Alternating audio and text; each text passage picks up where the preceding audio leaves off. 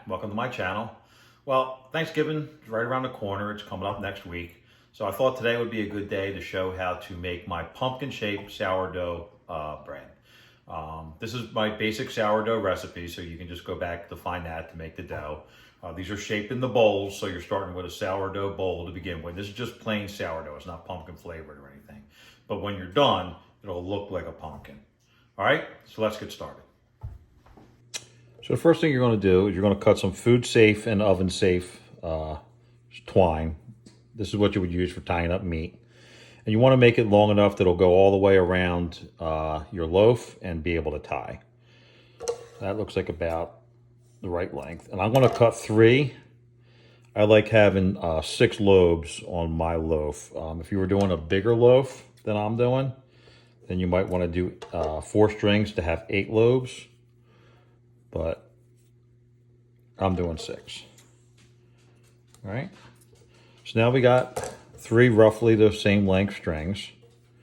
And then what I'm going to do is I'm going to grab them right in the middle and I'm going to make a knot.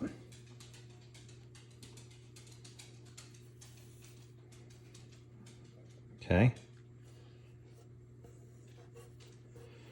Pull it nice and tight.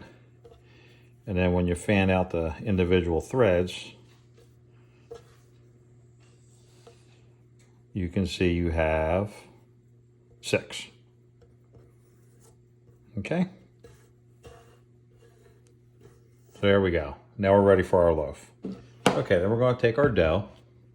This is cold dough. It's been cold proofing in the refrigerator overnight. I like the flavor better that way.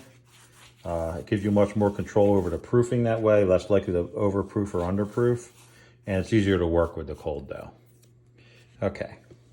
And then you're going to take your little bundle of string that you made. You're going to get your knot right in the middle, and you're just going to evenly space the strings out along the bottom of your loaf. Okay. This is the first setup of your lobes, so you want to be even. Okay. And then we're going to put our bread mat on top with a Lazy Susan. And then we're going to flip her over. And before you lift it off, take your strings and get them laying nicely on the sides. Okay? And you're going to lift your banneton off. All right? And then what you're going to do is take each pair of strings and you're going to knot it on top fairly loosely, making sure it lays nice. You're not trying to pull the dough in. Okay? And then you could leave these sit here, but I do like to trim them. It makes it easier when you go to score if they're not in the way or you're having to move them out of the way. All right, and then we're going to do the identical thing with each other pair. As you go, trying to make your lobes look as even as possible.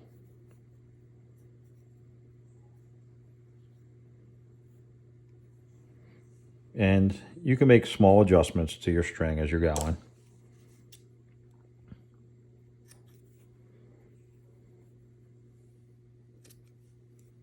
And then the last pair.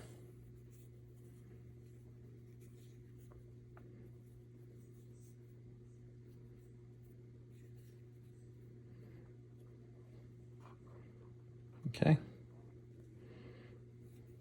And the good thing is, a pumpkin's from nature, so it's not perfectly shaped. So your loaf doesn't have to be perfectly shaped. It just wants to resemble a pumpkin when you're done. All right. Now, the next thing we're going to do is we're going to do the decorative scoring first before we do the expansion scoring.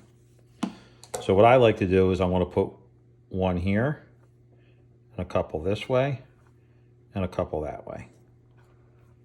1, and a couple, and a couple.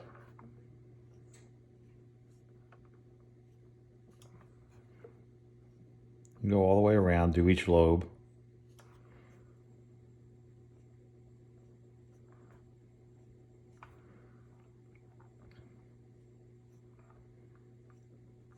Okay, now here comes the tricky part. You need to score this so that the lobes don't blow out, and you need to allow for the expansion. So what I do is right along the string, without cutting your string, you have to be careful, you can easily cut your string. And I just do a score right along. And it's okay, I actually purposely put that string into the score when I'm done. Right along.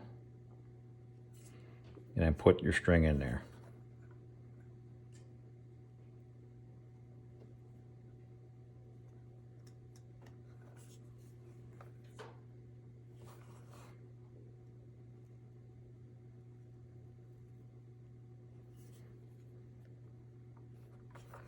Last one. Then before you put it into the oven, give it a quick look over. See, I missed one more. That's what I was just going to say. Give it a quick look over and make sure you have all your scores done. This one's done, this one, this one, this one, this one, and all my lobes have their scores. So this is ready for the oven. So we're going to bake it at 450 for 30 minutes covered, and then we're going to bake it for another 15 uncovered. So I'll be back to take a look when this is done baking. Okay, here's our first peek at our pumpkin-shaped loaf. That looks good. All right, we're gonna let this brown up, and then we'll pull her out, and we'll get the string off of it. Okay, so here you go. Here is the finished pumpkin-shaped loaf. The only thing left to do is to get the string off. I do this while it's still warm. I find that it's a little bit easier that way. So you just cut it. Just make sure you get all of each strand when you peel down the strings.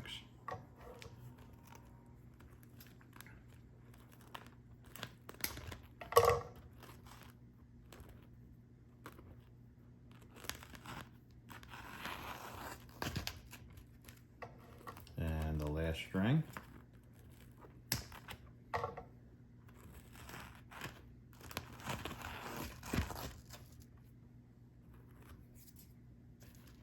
Then gently pick it up.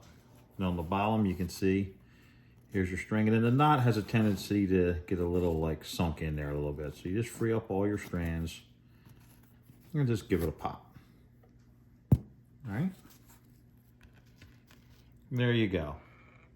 And then you would finish this off by making a little hole right here. And traditionally people put a little sprig of cinnamon in there, but I actually prefer to do it with a little nugget of pretzel. I think it looks better and it doesn't affect the flavor of the bread. But there you go. That's perfect for a centerpiece on your Thanksgiving Day dinner table. Thank you for watching. I hope you liked it. And if you did, please like and subscribe. Thank you.